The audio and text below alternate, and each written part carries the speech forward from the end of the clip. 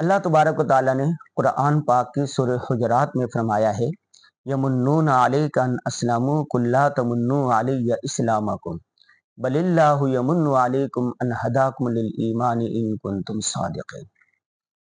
سورہ حجرات میں بہت ساری معاشرتی برائیوں کو بیان کیا گیا ہے اور اس میں اس کا حل بھی بتایا گیا ہے۔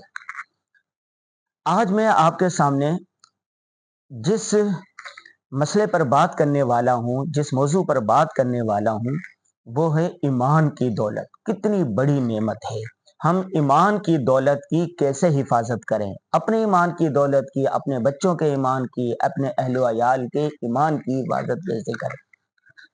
یہ جو آیات ہے ان کے شان نزول بڑا زبردست ہے۔ رسول اللہ صلی اللہ علیہ وسلم کے پاس قبیلہ بنو اسد کے کچھ لوگ آئے، آ کر کہنے لگے یا رسول اللہ صلی اللہ علیہ وسلم، آپ نے ہمیں دعوت اسلام دی، ہم نے دین اسلام قبول کر لیا، آپ کو ہمارے مسلمان کرنے کے لیے، ہمیں مسلمان کرنے کے لیے زیادہ محنت جد و جہد نہیں کرنی پڑی۔ ایک قسم کا انہوں نے احسان جتایا کہ ہم تو آسانی سے مسلمان ہو گئے ہیں، ہمارا خصوصی خیال رکھا جائے۔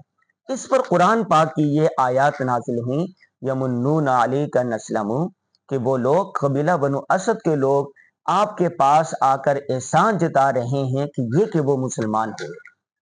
آپ صلی اللہ علیہ وسلم ان سے فرما دیجئے بل اللہ یمن علیکم ان ہداکم للایمان ان کنتم صادقین، یہ اللہ تبارک و تعالیٰ کا تم پر بڑا احسان ہے کہ اللہ نے تمہیں مسلمان ہونے کی توفیق عطا فرمائی۔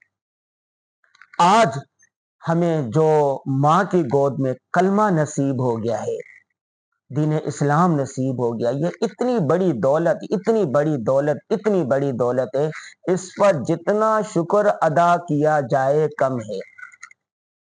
حضور صلی اللہ علیہ وسلم کے چچا ابو طالب نے آپ صلی اللہ علیہ وسلم پر بڑے احسانات کیے تھے۔ جب ان کی وفات ہونے لگی تو رسول اللہ صلی اللہ علیہ وسلم کی خواہش تھی کہ وہ مسلمان ہو جائے۔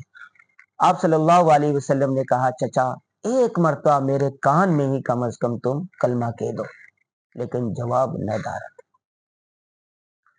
اسی طرح مجھے سیرت کا ایک واقعہ یاد آ رہا ہے، ساسا بن ناجیہ ایک صحابی گزرے ہیں، وہ کہتے ہیں زمانہ جاہلیت میں یہ رواج تھا کہ جب کوئی عورت وضع حمل کے قریب ہوتی، بچہ جننے والا ہوتا، کہ اگر لڑکا ہوتا تو اس کو بچا لیا جاتا، اگر کوئی بچی پیدا ہوتی، لڑکی پیدا ہوتی، تو ایک گھڑا ہوتا تھا، اس کے اندر اس کو دفن کر دیا جاتا تھا، زندہ درگور کر دیا جاتا تھا۔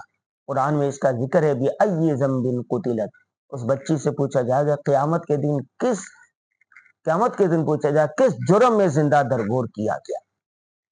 ساسا بن ناجیہ کہتے ہیں جب مجھے پتا چلتا تھا کہ کوئی والدین یا کوئی عورت اپنی بچی کو زندہ درگور کرنے والی ہے تو میں وہاں پر جاتا اور ان کو کہتا ہے اس کے بدلے میں آپ اونٹ لے لیں۔ اونٹ اس زمانے میں بڑی دولت شمار ہوتی تھی، جیسے آل کرولا، پراڈو، بڑی گاڑیوں میں تو بڑی قدر و قیمت ہوتی تھی اونٹ کی۔ آپ ہم سے اونٹ لے لیں، قیمت لے لیں، لیکن یہ بچی ہمیں دے دیں۔ وہ کہتے ہیں کہ میں نے تقریباً 300 کے قریب ایسی بچیوں کی جان بچائی جن کو زندہ درگور کرنا تھا، لیکن میں نے ان کی جان بچا لی۔ ساسا بن ناجیہ رضی اللہ تعالیٰ نے رسول اللہ صلی اللہ علیہ وسلم سے کہا ایک مرتبہ یا رسول اللہ اس پر مجھے کوئی اجر و ثواب ملے گا؟ آپ صلی اللہ علیہ وسلم نے عجیب جملہ ارشاد فرمایا اے ساسا یہ کم نعمت ہے کہ اللہ نے تجھے مسلمان ہونے کی توفیق عطا فرمائی، تجھے کلمے کی دولت نصیب فرما دی۔ اللہ اکبر، کلمے کی دولت اتنی بڑی چیز ہے، جس نے کلمہ پڑھ لیا لا الہ الا اللہ محمد الرسول اللہ، اس کے بعد مختلف 7 چیزوں پر ایمان لایا، آمنت باللہ وملائکتہ وکتبہ ورسلہ والیوم الآخر والقدر خیرہ وشرہ من اللہ تعالی والبعث بعد الموت۔ ان 7 چیزوں پر ایمان لانا ضروری ہے۔ وہ مسلمان ہے، خواہ وہ کیسا ہی مسلمان کیوں نہ ہو، گناہ گاری کیوں نہ ہو، جتنے اس نے جرم کیے ہو، بالآخر سزا بھگت کر وہ جنت میں جانے والا بن جائے گا، ہمیشہ ہمیشہ جہنم میں نہیں رہے گا۔ بلکہ سزا بھگت کر وہ جنت میں جائے گا۔ اللہ تبارک و تعالیٰ کے معافی کے کیا ٹھکانے، معاف کر دیں، درگزر فرما لیں تو سب کو معاف فرما سکتے ہیں۔ تو کلمے کی دولت، کلمے کی نعمت اتنی بڑی نعمت ہے، اس پر شکریہ، اس پر اللہ تبارک و تعالیٰ کا شکر ادا کرتے رہنا چاہیے۔ اپنی زبان سے کوئی ایسے کلمات نہیں کہنے چاہیے جو نافرمانی کا سبب ہو، جو کفر یا سبب ہو۔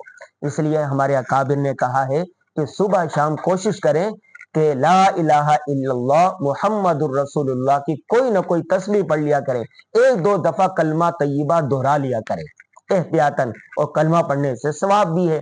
ہمارے اکابر کہتے ہیں کہ صبح شام تسبیح پڑھنی چاہیے، سبحان اللہ، الحمدللہ، اللہ اکبر، استغفر اللہ کی، اور کلمہ طیبہ کی تسبیح پڑھ لینی چاہیے۔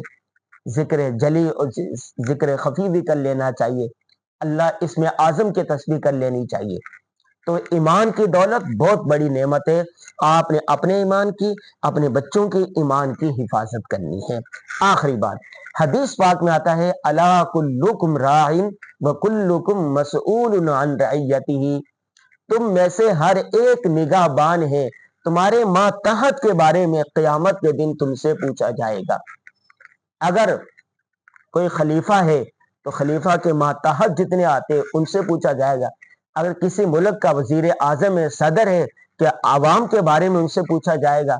اگر کسی ضلع کا بڑا ہے تو اس سے پوچھا جائے گا۔ اگر کسی ادارے کا سربراہ ہے تو اس کے جو ماتحت لوگ کام کرنے والے ہیں، جو تعلیم حاصل کرنے والے ہیں، جو بچے ہیں، جو بچیاں ہیں، اس کے بارے میں سوال ہوگا۔ اگر آپ گھر کے سربراہ ہیں تو آپ کے جو نیچے جتنے لوگ ہیں ان کے بارے میں آپ سے پوچھا جائے گا۔ آج ہم ایران توران کی باتیں کرتے ہیں، اس نے برا کہہ دیا، اس نے برا کہہ دیا، اس نے فلاں کر دیا۔ آپ یہ سوچیں کہ آپ اپنی ذمہ داریاں ادا کر رہے ہیں۔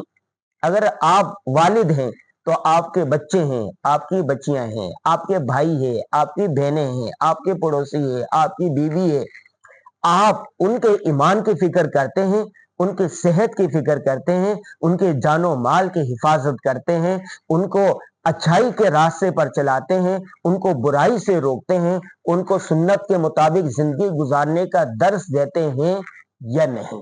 یہ آپ کی ذمہ داری ہے۔ قیامت کے دن اس بارے میں آپ سے پوچھا جائے گا کہ جو آپ کے ماتحت لوگ ہیں، آپ نے ان کی دینی تربیت کی یا نہیں کی، وہ نماز پڑھتے تھے یا نہیں پڑھتے تھے، وہ گناہ کرتے تھے تو آپ نے گناہوں سے کیوں نہیں روکا۔ آخری بات، یمن کے دو حصے تھے، رسول اللہ صلی اللہ علیہ وسلم نے حضرت معاذ بن جبل اور حضرت ابو موسیٰ اشعری رضی اللہ تعالیٰ عنہ کو گورنر بنا کے بھیجا۔ جب وہ جانے لگے تو انہوں نے کہا یا رسول اللہ صلی اللہ علیہ وسلم ہمیں کوئی نصیحت کیجیے، بتا دیے، کوئی ایسے جملے بتائیے ہم ان پر عمل کریں۔ تو رسول اللہ صلی اللہ علیہ وسلم نے چلتے وقت ان کو دو جملے ارشاد فرمائے تھے۔ وہ جملے اگر آج اس پر عمل کر لیا جائے تو لڑائیاں ختم ہو جائے، امن کا گہوارہ بن جائے۔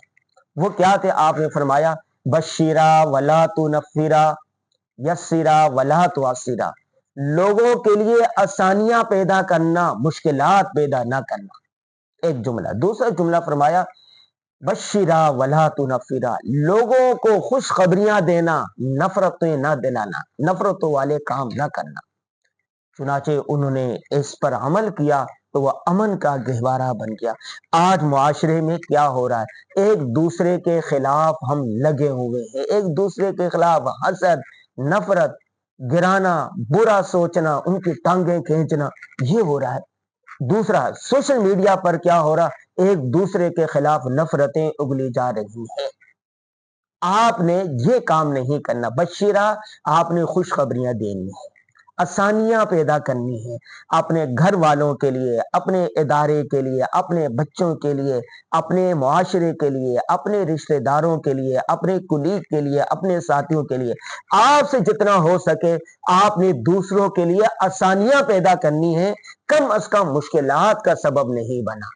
آپ نے لوگوں کو خوشخبریاں دینی ہیں، ایسے کام نہیں کرنے جو نفرت کا باعث ہو۔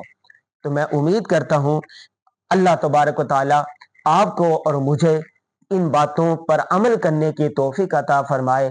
ایمان کی جو دولت ہے اس کی حفاظت کرنے کی توفیق عطا فرمائے، ہمارے ماتحت جو لوگ ہیں ان کو حقوق ادا کرنے کی توفیق عطا فرمائے، ہم ایک دوسرے کے لیے راحت کا سبب بن گئے، آسانیاں پہنچانے والے بن جائیں۔